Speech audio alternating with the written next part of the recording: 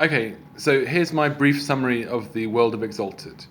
In the beginning, there was formless chaos, and out of the formless chaos, some consciousnesses emerged who actually tried to create form and structure in the midst of the chaos. And they succeeded in this, and they created creation.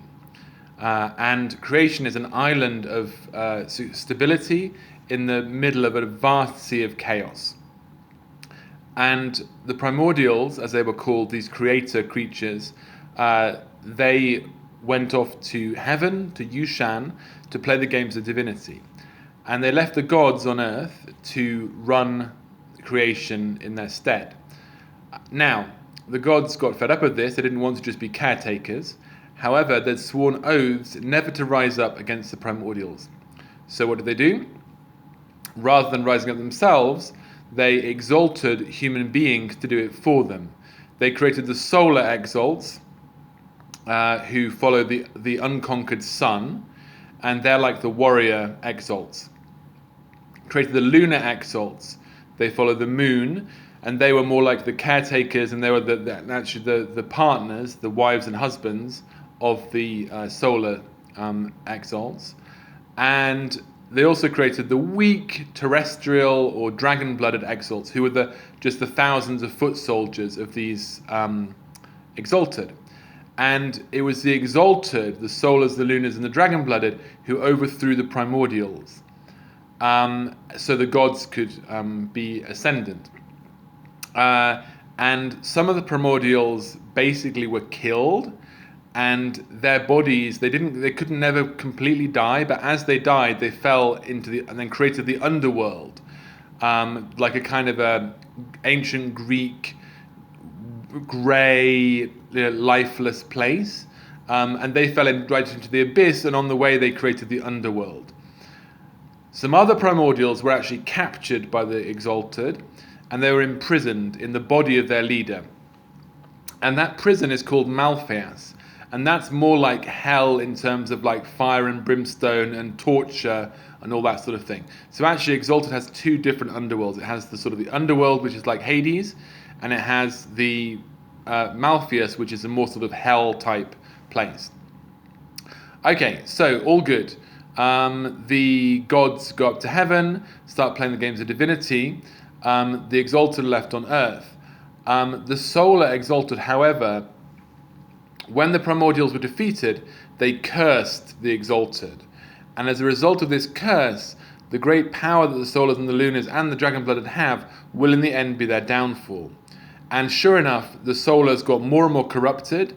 They started being crueler and crueler, creating horrendous experiments on people just for their own interest, like creating whole races and of birdmen or whatever they fancied making, and doing various horrific things. So, what happens next is that the dragon-blooded rose up against the solars and the lunars, and with the help of the sidereals, who are these other kind of exalted I'm not going to go into now, they managed to capture the exaltations of most of the solar exalted, and of the lunar exalted, who they managed to kill, although some of them lived on. So now, kind of, in fact, the gods are still in heaven, actually, but the solars and the lunars have been imprisoned. Their reincarnations have been imprisoned, which means they can't reincarnate, they can't create any more of them, although one or two were always knocking around. The one or two who are knocking around, the dragon-blooded would send on this wild hunt to catch them and destroy them, and send their reincarnations back where they came from. Now, meanwhile, if you remember at the very beginning, there were these forces of chaos, and also I mentioned about the underworld. Well, both of these, at about the same time, kind of attacked creation. One of them, the underworld, through this plague, which killed like 90% of the population, and then the wild, as it's called, the unformed chaos, tried to close in on the battered creation. At this point, however, a young officer in the dragon-blooded shogunate army managed to get into the imperial manse, which is this castle, basically mountain at the center of creation, and she managed to drive back the forces of the wild and stabilize creation again, and also stop the plague that was happening. So she then became the Scarlet Empress. She ruled for like 900 years or something. However, about, I think, 30, 40 years ago in our timeline, she disappeared.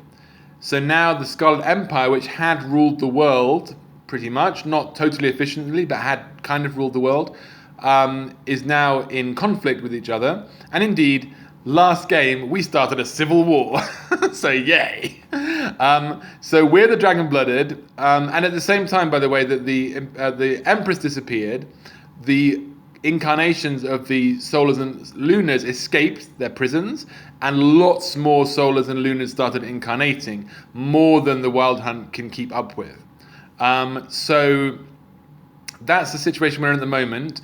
The Lunars and Solars are coming back. They think they are the rightful rulers of creation. We, the Dragon-Blooded, think we're the rightful rulers of creation. And that's why also, well, you'll see when you join the game, most of us went to kill a Lunar last session. However, Paul's character has decided to at least, I don't know, we don't know quite what she did, but she did some sort of diplomacy with the Lunar, which we're all very suspicious of. But that's to be continued. That's actually the next session. So there you go. That's the brief history of Exalted in 6.5 minutes. Looking forward to playing with you.